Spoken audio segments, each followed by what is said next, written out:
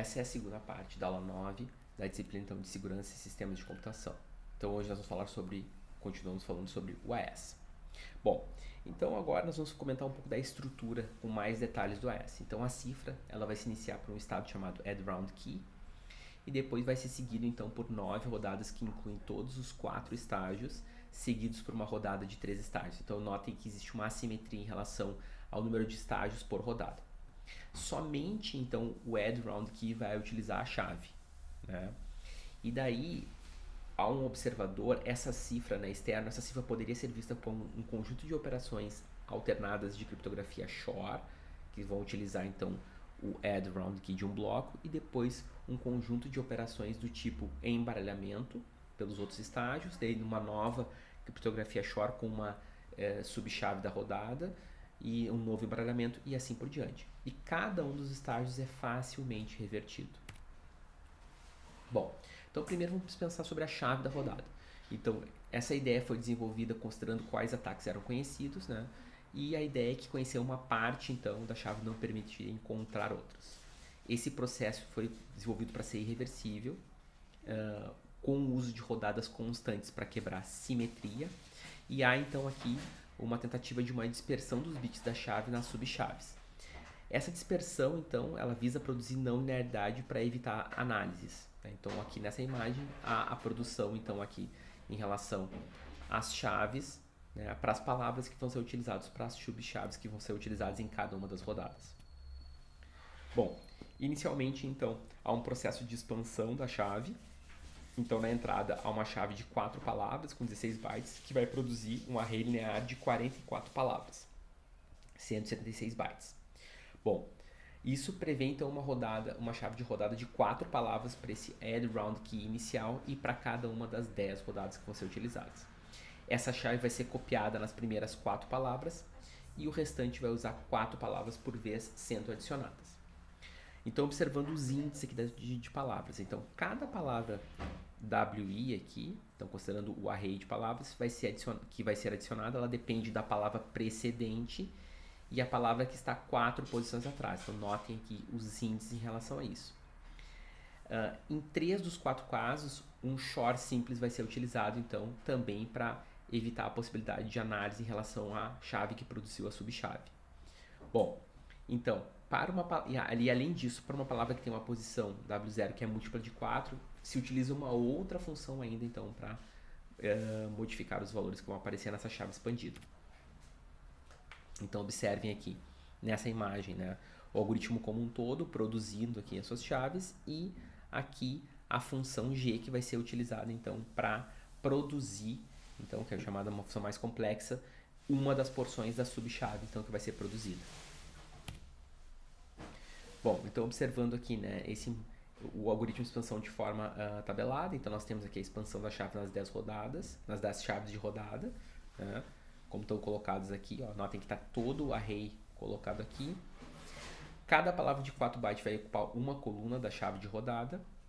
Então, nessa tabela, na coluna da esquerda, nós temos as 4 chaves de rodada geradas para cada rodada. Né? E na coluna da direita, então, nós temos os passos que vão ser utilizados para gerar as palavras auxiliares aqui, então. Então, cada uma dessas funções auxiliares vão ser utilizadas para a expansão da chave do AES. Bom, e daí então a partir dessa chave, né, vai ser executada a etapa Add Round Key. Então aqui o estado, que são aquela matriz que possui as informações, né, vai ser aplicada uma função Shor bitwise com a chave da rodada.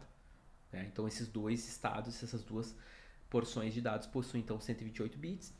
Então vai ser realizada uma operação por coluna entre 4 bytes de uma coluna do estado e uma palavra da chave da rodada.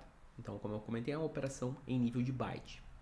Bom, esse estágio, né, Add Round Key, é uma forma de uma cifra de Vernon, como a gente viu em aulas anteriores. Então, algo importante em relação ao AES é que esse é o único estágio que de fato proporciona segurança no sentido da utilização da chave. Os outros 3 estágios eles provêm confusão, difusão e não linearidade. Mas a aplicação do segredo compartilhado só é realizada aqui nessa etapa. Então observem aqui a matriz sendo produzida, né, a matriz de dados, ou a matriz de estado, mais, né, uma função sendo utilizada aqui, uma função XOR, com as palavras aqui da chave expandida e gerando um novo estado. Bom, falando então dos SBox, então eles foram desenvolvidos para serem resistentes a ataques criptoanalíticos conhecidos no momento do desenvolvimento do RingDAL. Os desenvolvedores então buscaram um design que tivesse uma baixa correlação entre os bits de entrada e de saída e que também não apresentasse uma linearidade matemática em relação à entrada e à saída, né? E essa não linearidade vai ser devido ao uso de um inverso multiplicativo para o desenvolvimento das SBox. Bom, então aqui está uma representação de uma SBox. Vocês podem notar que existem índices colocados aqui e esses índices então são hexadecimais, como eles estão colocados, e eles vão, obviamente, a partir desses índices chegarem em valores que estão colocados no centro das células.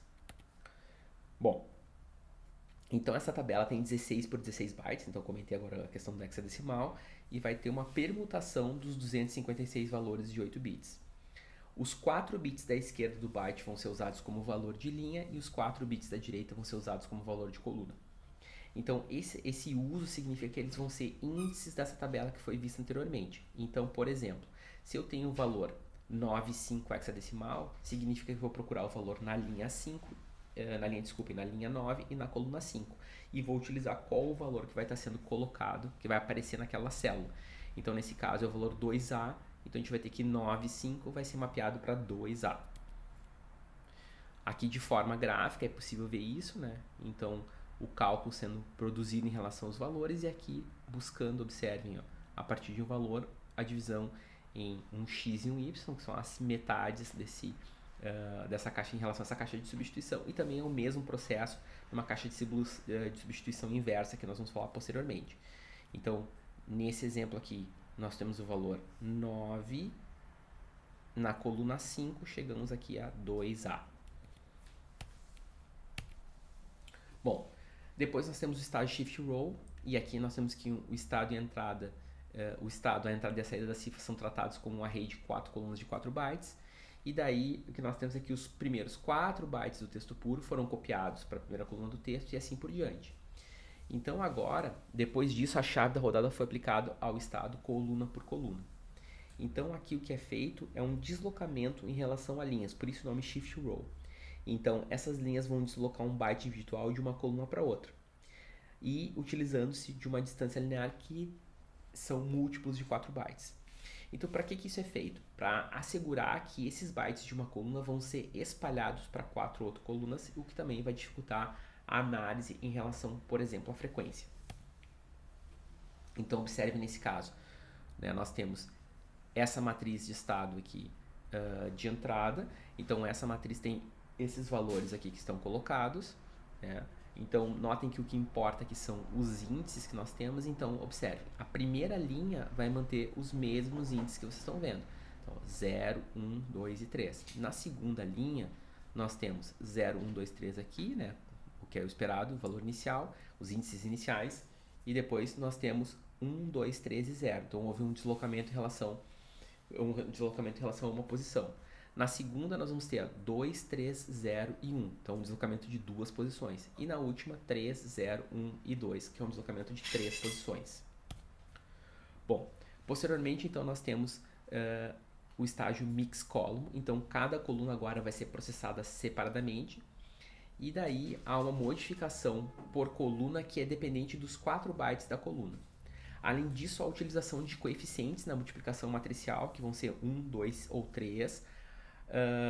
E esses coeficientes então são baseados em um código linear que vai possibilitar uma maior distância entre as palavras que vão ser produzidas.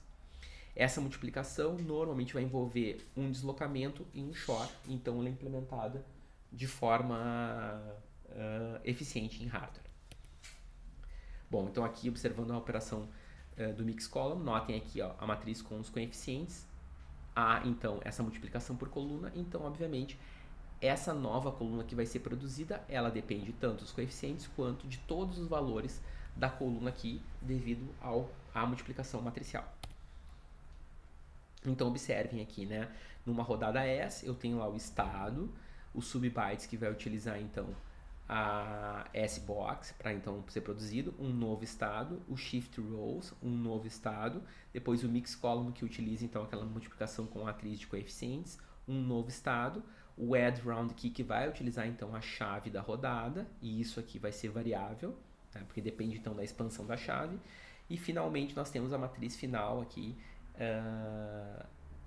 com o estado no final da rodada. Notem que essas entradas aqui são constantes, então podem ser pré-computadas. Bom, falando, né, da cifra inversa, então a decriptografia aqui no caso do Rindael, ela não é idêntica à criptografia, o que é uma desvantagem, porque é necessária a implementação de 2 módulos de software ou firmware para realizar. Como característica do projeto, cada estágio é facilmente reversível, então tanto o subbyte, o shift row e o mix columns, então é apenas realizada uma função inversa para a decriptografia. No caso do add round key, o inverso vai ser conseguido pelo shor com a mesma chave de rodada no bloco, então a decriptografia vai utilizar uma ordem inversa dessas chaves de rodada, o que é de fato usual em cifras de bloco. Bom, além disso, então, nós vamos ter um intercâmbio em relação ao shift row e os subbytes com as funções inv shift row e inv subbytes. Então, no caso da inv shift rows, vai ter uma alteração na sequência, mas não do conteúdo, né? E não vai depender desse mesmo conteúdo para a transformação. E na inv subbytes vai ter uma modificação em relação ao conteúdo dos bytes, mas não a sequência, e ela também não depende da sequência para a sua transformação. Aqui um exemplo da SBox inversa, então, que faz o caminho inverso aqui em relação aos bytes. Então, lembrando do nosso exemplo anterior, a gente tinha, se me recordo bem, 2A, que tinha sido produzido por 9,5. Então, observem aqui, né, que ela tem uma função inversa.